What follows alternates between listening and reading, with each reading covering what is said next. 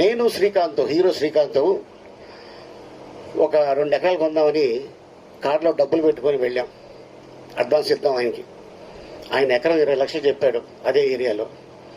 మాతో పాటు ఒకడు వచ్చాడు. మీకేమైనా బ్రెయిన్ దుబ్బిందా, ఇక్కడ కొంటారేంటి అన్నాడు. ఆ రోజు ఆడు చెప్పకపోతే అప్పుడు 20 లక్షలు ఎకరం, ఇప్పుడు అదే ఎకరం 80 కోట్లు. ఆడిని తీసుకెళ్ళడంలో 80 కోట్లు చెప్పకపోతే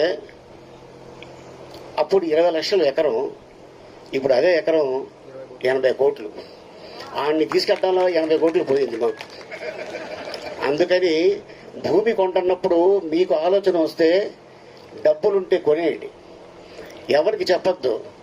ఎవరికైనా చెప్తే వాడు డెఫినెట్గా ఏదో వంక పెడతాడు, మనకి లేనిపోయింది టెన్షన్ స్టార్ట్ అవుద్ది బ్రెయిన్లో. సో అందుకోసం అంటే